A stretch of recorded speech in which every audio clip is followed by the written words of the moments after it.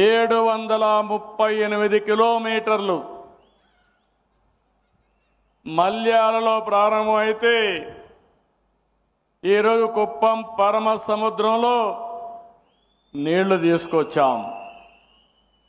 27 lift ఇరిగేషన్లు పెట్టి ఎక్కడికక్కడ ఇప్పుడే మినిస్టర్ గారు చెప్పారు 730 అడుగులు పైకి లిఫ్ట్ చేశాం, మీటర్లు లిఫ్ట్ చేశాం.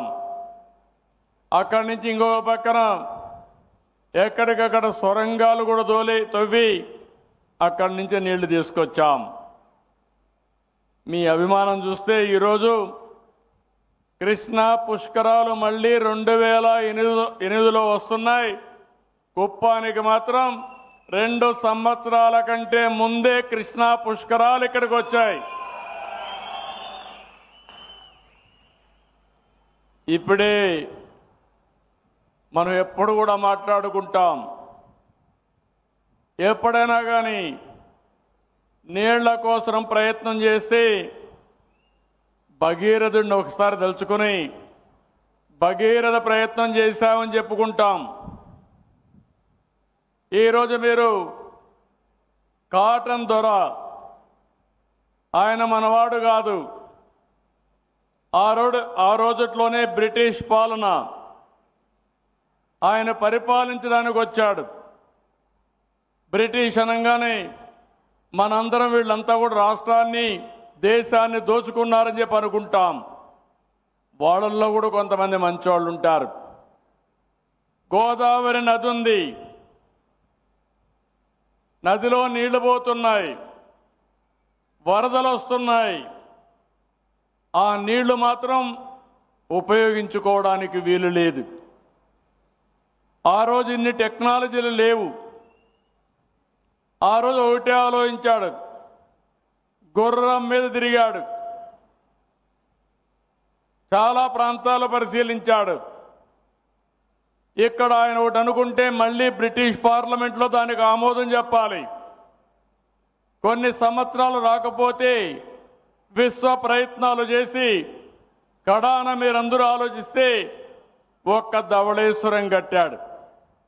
అదే సమయంలో కృష్ణా నది పైన ప్రకాశం బ్యారేజ్ కట్టాడు. అప్పుడు అక్కడ ఉండే ఆనకట్ట కట్టాడు. దానితో ఆ జిల్లాల యొక్క పరిస్థితి మారిపోయింది. దేశానికి అన్నదాతగా కృష్ణా గోదావరి రైతాంగం తయారయ్యారంటే అది ఒక మహనీయుడి యొక్క కళ అని చెప్పి కూడా నేను మీకు తెలియజేస్తున్నా. ఈరోజు గోదావరి జిల్లాలకు పోతే ఎక్కడ పోయినా కాటన్ దొర విగ్రహాలు ఉంటాయి. ఇప్పుడు కూడా ఆరాధిస్తారు. అక్కడ ప్రజలకు నీటి విలువ తెలుసు. అందుకే కాటన్ దొరని ఇప్పుడు కూడా గుర్తుపెట్టుకుంటారంటే దశాబ్దాలు గడిచాయి. అయినా కూడా దశాబ్దాలే కాదు శతాబ్దాలు కూడా గడిచాయి. అయినా కూడా గుర్తుపెట్టుకునే పరిస్థితికి వచ్చారు. ఈరోజు నాకు అనిపిస్తుంది, మన నాయకుడు ఎన్టీ రామారావు గారు ముఖ్యమంత్రిగా ఉన్నప్పుడు కృష్ణా జలాలు సముద్రం లేకపోతా ఉంటే ఆ సముద్రం లేకపోయే నీళ్లు మిగులు జలాలు ఈ రాయలసీమకు తీసుకురావాలని సంకల్పం చేసిన ఏకైక నాయకుడు నందమూరి తారక రామారావు గారు. సంకల్పం చేశారు, కానీ ఆ రోజు పరిస్థితులు అనుకూలించలేదు. కొన్ని ప్రాజెక్టులు పూర్తి చేయగలిగాం. ఇప్పుడే కొంతమంది మిత్రులు మాట్లాడారు, రాయలసీమ, రాయలసీమ ఒకప్పుడు రత్నాల సీమ, తర్వాత రాళ్ల సీమ, ఎడారిగా మారిపోయే పరిస్థితి నేను ముఖ్యమంత్రి అయిన తర్వాత చూశాను. ఎప్పుడో కాదు, 25 ఏళ్లకు మునుపు. రాయలసీమలో కరువు వస్తే నీళ్లు లేకపోతే పశువుల కోసం రైల్లో నీళ్లు తెప్పించి పశువులను కాపాడుకున్న రోజులు. పంటేస్తే 10 సంవత్సరాలు పంటేస్తే వేరుశనగ పంట 1-2 సంవత్సరాలు వచ్చి 8 సంవత్సరాలు విత్తనాలకు పెట్టిన డబ్బులు కూడా వచ్చేటివి కాదు.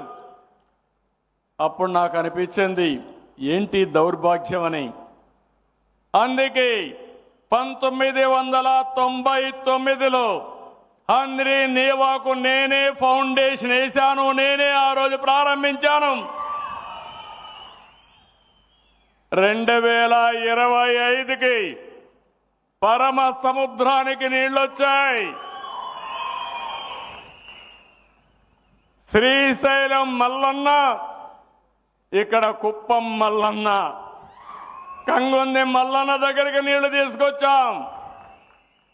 గంగమ్మ తల్లి ఆశీర్వదించింది, కృష్ణమ్మ తల్లిని కుప్పానికి తీసుకొచ్చిందని చెప్పి కూడా నేను మీకు తెలియజేస్తున్నా. నేను ఎప్పుడో ఒకటే ఆలోచిస్తాను, ఈ పరమ సముద్రం చూస్తే, ఆ నీటి పరవళ్ళు చూస్తే నా మనసు పొంగిపోయింది.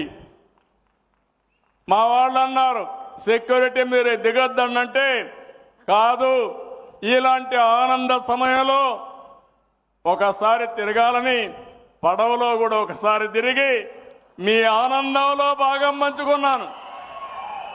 Please subscribe to Leo News for more videos.